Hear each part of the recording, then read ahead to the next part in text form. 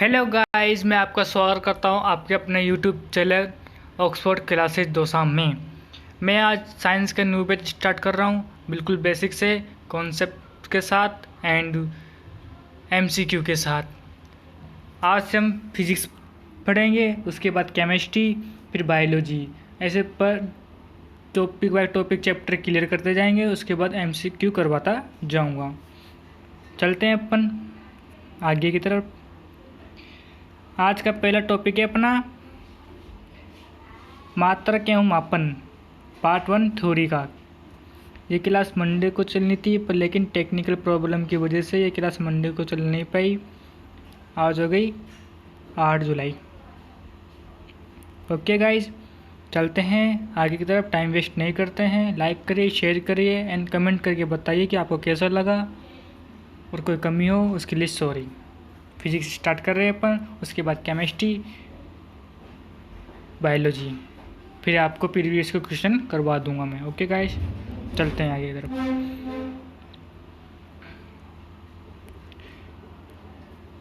हम पढ़ रहे हैं मात्रक एवं मापन। मात्रक एवं मापन की उत्पत्ति कहाँ से हुई, इसके बारे में मैं बताता हूँ। एक होती भौतिक राशि, जिसकी डेफिनेशन है वह राशि जिसका मापन किया जा सके उसे भौतिक राशि कहते हैं। इससे ही मात्रक एवं मापन की उत्पत्ति हुई थी। भौतिक राशि के एग्जाम्पल्स लंबाई और द्रव्यमान। मान लो ये पेन है तो ये इसकी हो गई लंबाई, कोई सेब है इसका हो गया मास, द्रव्यमान। इनको व्यक्त करने के लिए हमें भौतिक राशियों के प्रकारों की आवश्यकता हुई। तो कौन कौन से होते हैं भौतिक राशियों के प्रकार, देखते हैं। भौतिक राशियों के प्रकार 2 प्रकार के होते हैं, मूल राशि और व्युत्पन्न राशि। मूल राशि देखते हैं डेफिनेशन, वह राशि जो स्वतंत्र होती है। इन्हें व्यक्त करने के लिए हमें दूसरी राशि की आवश्यकता नहीं होती है। फॉर एग्जाम्पल लंबाई एवं द्रव्यमान। ये कोई पेन है, इसकी लंबाई L है, तो सिंगल क्वांटिटी है, तो इसका मतलब ये मूल राशि है। क्योंकि 2 या 2 से अधिक की मतलब एक की ही आवश्यकता होती है, 2 की आवश्यकता नहीं होती है। तो L सिंगल है तो लंबाई 1 की आवश्यकता होती है, मूल राशि है। M मतलब मास, द्रव्यमान, ये भी मूल राशि है। फिर चलते हैं नेक्स्ट, व्युत्पन्न राशि। इसे तुला राशि भी कहते हैं, जो स्वतंत्र नहीं होती है। उन्हें व्यक्त करने के लिए 2 या 2 से अधिक राशियों की आवश्यकता होती है। मतलब कि फॉर एग्जांपल बल, फोर्स और दाब। बल में जानते हो सूत्र इसका, दाब का सूत्र जानते हो। फिर आती है, इनको मापन करने के लिए अलग अलग पद्धति आई। लंबाई को क्या कहते हैं, द्रव्यमान को क्या कहते हैं, और समय को क्या कहते हैं। 1 मिनट इनको मिटा देता हूँ मैं। ये ग्रीन पेन पे आते हैं पहला मात्रक पद्धति, मतलब FPS पद्धति। F को बोलते हैं फुट, P को बोलते हैं पाउंड, S को बोलते हैं सेकंड। यह मापन की फ्रांसीसी पद्धति है। इनमें लंबाई को तो कहते हैं फुट, द्रव्यमान को कहते हैं पाउंड, समय को कहते हैं सेकंड से व्यक्त किया जाता है। सेकंड आती है CGS पद्धति। C का मतलब सेंटीमीटर, G का मतलब ग्राम, S का मतलब सेकंड। इस पद्धति में लंबाई को सेंटीमीटर, द्रव्यमान को ग्राम तथा सेकंड को समय को सेकंड में व्यक्त किया जाता है। थर्ड आता है MKS पद्धति, मीटर, किलोग्राम, सेकंड। इस पद्धति में लंबाई को मीटर, द्रव्यमान को किलोग्राम तथा समय को सेकंड में व्यक्त किया जाता है। इन सब की खोज की गई। उसके बाद आता है अपना नेक्स्ट ASI पद्धति इंटरनेशनल सिस्टम, इसकी ज़रूरत क्यों पड़ी हमें, मैं बताता हूँ आपको। यह पद्धति 1971 में लाई गई थी। इसकी ज़रूरत इसलिए पड़ी क्योंकि अलग अलग देशों में अलग अलग मात्रक होते हैं, लंबाई के अलग होते हैं, द्रव्यमान के अलग होते हैं, समय के अलग होते हैं। इसलिए ऐसा पद्धति का निर्माण किया गया ताकि सभी का ही ऐसा मात्रक सेम हो, बाहर भी सेम हो, यहाँ पर भी सेम हो, दूसरी जगह भी सेम हो। ओके गाइस, जैसे लंबाई को कहते हैं मीटर, द्रव्यमान को कहते हैं किलोग्राम जिसे केजी से व्यक्त करते हैं, समय को कहते हैं सेकंड जिसे एस से व्यक्त करते हैं, विद्युत धारा को कहते हैं एम्पियर जिसे ए से व्यक्त करते हैं, ताप को कहते हैं केल्विन जिसे के से व्यक्त करते हैं, ज्योति तीव्रता को कहते हैं कैंडेला जिसे CD से व्यक्त करते हैं, पदार्थ की मात्रा को कहते हैं मोल MOL, समतल को कहते हैं रेडियन, और ठोस कोण का ऐसा मात्रक स्टेरेडियन SR से व्यक्त करते हैं। जैसे अपन को पता है कि पिछले FPS के बारे में ही पता चला था, फिर इंटरनेशनल सिस्टम आया तो हमें लंबाई के बारे में पता चला, द्रव्यमान के बारे में पता चला, समय के बारे में पता चला, विद्युत धारा के बारे में पता चला, ताप के बारे में पता चला, ज्योति तीव्रता के बारे में पता, पदार्थ की मात्रा, समतल और ठोस कोण, ये सभी जगह ही लागू है, चाहे बाहर हो चाहे यहाँ पर हो। फिर बात करते हैं इम्पोर्टेंट बात आपके लिए, एक जो लंबाई से लेकर के पदार्थ की मात्रा तक हम बोलते हैं इसे मूल मात्रक। क्या कहते हैं, मूल मात्रक। जो ये समतल और ठोस कोण हैं, इन दो को कहते हैं संपूरक मात्रक। संपूरक मात्रक इसलिए कहा जाता है इन्हें क्योंकि ये कोणों के द्वारा मापा जाता है, एंगल बनाकर ही इनको मापा जाता है, इसलिए समकोण संपूरक कहा जाता है। और ये मूल मात्रक है जो प्रकृति से प्राप्त होते हैं, मतलब कि खोज की गई थी, इनके बारे में रिसर्च किया गया था, इसलिए इसे मूल मात्रक कहते हैं। और ये कोणों से प्राप्त होते हैं इसलिए संपूरक मात्रक कहते हैं। ओके गाइस, जैसे देखते हो समय को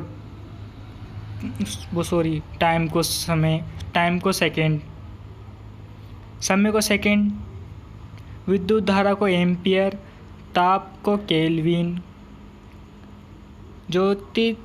पदार्थ की मात्रा को मोल, ज्योति तीव्रता को CD, और द्रव्यमान को kg, और लंबाई को m।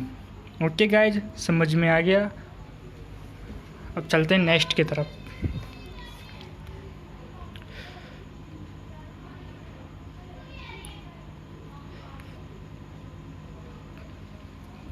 अब आते हैं कुछ व्युत्पन्न प्रमुख मात्रक और समय के मात्रक। पहले अपन कुछ प्रमुख व्युत्पन्न मात्रक के बारे में पढ़ेंगे, फिर समय के मात्रक के बारे में पढ़ेंगे। गाइज, आपको एक बात बता दूं कि एक यूट्यूब पर कॉन्सेप्ट क्लियर के नाम से एक यूट्यूब चैनल है, आपको लिंक कमेंट बॉक्स में मिल जाएंगे, जाइए और वहाँ सब्सक्राइब करिए और पढ़ाई करिए। वहाँ पर आपको UPSI, NTPC, CGL, CHSL के करंट GK मिलेगी और ज्योग्राफी की क्लास मिलेगी। आपको वहाँ पे 10th क्लास का मैथ भी मिल जाएगा। तो आप जाइए, सब्सक्राइब करिए और उसे लाइक करिए, शेयर करिए और वीडियो को देखिए। ओके गाइज, ठीक है गाइज, क्लियर कॉन्सेप्ट नाम से चैनल है, सर्च करिए यूट्यूब पर और आपको लिंक कमेंट बॉक्स में मिल जाएंगे, जाइए, क्लिक करिए और देखिए और शेयर करिए। अब अपने चलते हैं कुछ प्रमुख व्युत्पन्न मात्रक। एरिया, क्षेत्रफल का मीटर स्क्वायर, आयतन का मीटर क्यूब। हमें पता है क्षेत्रफल का एरिया का सूत्र होता है लंबाई गुना चौड़ाई।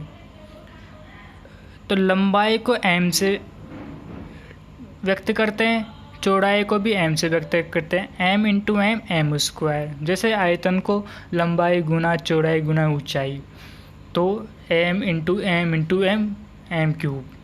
घनत्व का मात्रक किलोग्राम प्रति मीटर क्यूब, चाल का मीटर प्रति सेकंड, वेग का मीटर प्रति सेकंड, त्वरण का मीटर प्रति सेकंड स्क्वायर, बल का किलोग्राम मीटर प्रति सेकंड स्क्वायर, जिसे न्यूटन से भी जानते हैं। कई बार एग्जाम में पूछ लिया जाता है कि बल का मात्रक क्या है, तो ऑप्शन में किलोग्राम मीटर प्रति सेकंड नहीं दिया होता और न्यूटन दिया होता है, बच्चे गलत करके आ जाते हैं। तो ध्यान रखना, इसका मात्रक न्यूटन भी होता है, किलोग्राम मीटर प्रति सेकंड स्क्वायर भी होता है।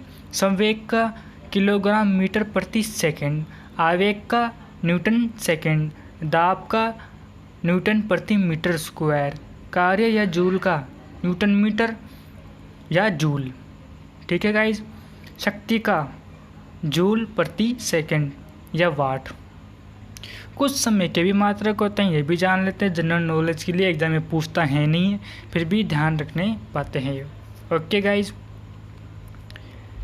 1 मिनट में 60 सेकेंड होते हैं। 1 मिनट इसको मिटा देता हूँ मैं।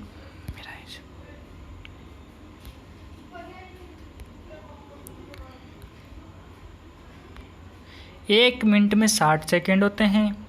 1 घंटे में 60 मिनट मतलब 360 सेकेंड। 1 दिन में 24 घंटे होते हैं।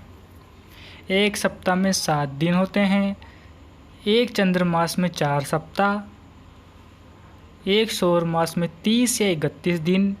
1 लीप वर्ष में 13 चंद्रमास 1 दिन या फिर 12 सौर मास। 1 लीप वर्ष में 366 दिन। ओके गाइस, चैनल को लाइक करिए, ज़्यादा से ज़्यादा शेयर करिए, हर उस बच्चे तक पहुंचाइए जिसको ज़रूरत है। ओके गाइस, ऐसे ही आपकी क्लास आती रहेगी, डेली देखना। करंट अफेयर की भी क्लास चलती है अपने, तो करंट अफेयर के भी देखना ना भूले। ओके गाइस, चलो नेक्स्ट चलते हैं। अब बात करते हैं हम लंबी दूरियों के मात्रक। ये चैप्टर इतना लेंथी है नहीं, छोटा सा चैप्टर है, इसके ज़्यादा क्वेश्चन बनते हैं नहीं और आते भी नहीं हैं। जितने क्वेश्चन आते हैं मैं आपको करवा दूंगा। ओके गाइस, ज़्यादा हार्ड चैप्टर हैं तो ये मत सोचना कि फास्टली करवा रहा हूँ तो ऊपर से ही जाए।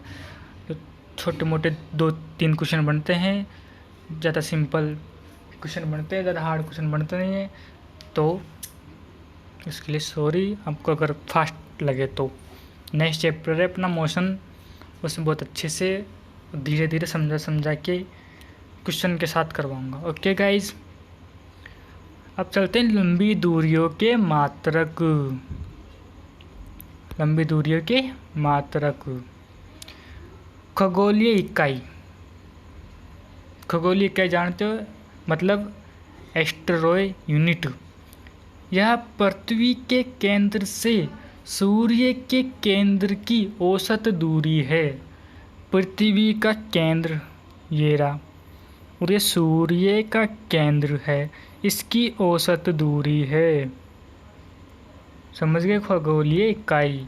एक एस्टेरॉयड बराबर 1.496 इंटू 10⁻11 मीटर। ठीक है गाइस, ये 10⁻11 मीटर, ये 10⁻11, 10⁻11। नेक्स्ट आते हैं प्रकाश वर्ष। यह एक वर्ष में प्रकाश द्वारा निर्वात में तय की गई दूरी है। लाइट ईयर्स मतलब एक वर्ष, 1 ईयर्स में प्रकाश द्वारा निर्वात में तय की गई दूरी है। तो 1 लाइट ईयर बराबर 9.46 इंटू 10⁻15 मीटर। ये 15 मीटर है गाइस, 10 की पावर। ओके, कोई दिक्कत हो तो कमेंट करके बताइएगा ज़रूर। कुछ समझ में नहीं आए उसको नेक्स्ट क्लास में रिपीट कर देंगे, अच्छे से समझा देंगे। ओके गाइज, नेक्स्ट आता है पारसेक। एक पारसेक वह दूरी है जिस एक एस्टेरॉयड लंबे चाप 1 सेकंड का कोण बनाता है। मतलब कि एक एस्टेरॉयड है, ये सूर्य और पृथ्वी के बीच की दूरी एक एस्टेरॉयड कहलाता है। इसका जितना लंबा चाप बनता है, ऐसे कैसे लंबा चाप बनता है, ये दूरी है, ऐसे चाप बनाएगा ये। तो 1 सेकंड में कितना कोण बना रहा है, मिटा के अच्छी तरह समझाता हूँ आपको। 1 मिनट, ये मिटा दिया सब। मान लो ये पृथ्वी है, ये सूर्य है, इसके बीच का 1 एस्टेरॉयड हो गया। ये 1 सेकंड में कितना कोण बना रही है, मान लो 1 सेकंड में इतना कोण बना रही है, कितना ये कोण बना रही है। तो ये पूछे ये कोण कितना होगा, तो ये कोण होगा 3.08 इंटू 10⁻16 मीटर। ये इतनी दूरी होगी। ओके गाइस, जिसे हम कहते हैं 3.26 लाइट ईयर। यह दूरी का सबसे बड़ा मात्रक है। ये इम्पोर्टेंट गाइस कि दूरी का सबसे बड़ा मात्रक कौन सा है, तो कौन सा है, पारसेक। याद रखना, इससे क्वेश्चन बनता है, ये क्वेश्चन आया हुआ है एग्जाम में, पूछा गया है कि दूरी का सबसे बड़ा मात्रक क्या है, पारसेक है। ओके गाइस, अब आते हैं द्रव्यमान के मात्रक। 1 औंस बराबर होता है 28.35 ग्राम। क्या होता है, 1 औंस बराबर 28.35 ग्राम। 1 पाउंड बराबर होता है 16 औंस, मतलब कि 453.52 ग्राम। 1 केजी बराबर होता है 2.205 पाउंड, मतलब 1000 ग्राम। 1 क्विंटल बराबर होता है 100 किलोग्राम। 1 मीट्रिक टन बराबर होता है 1000 किलोग्राम। ओके गाइस, नेक्स्ट चलते हैं। अब यह आज का लास्ट टॉपिक है चैप्टर, सॉरी,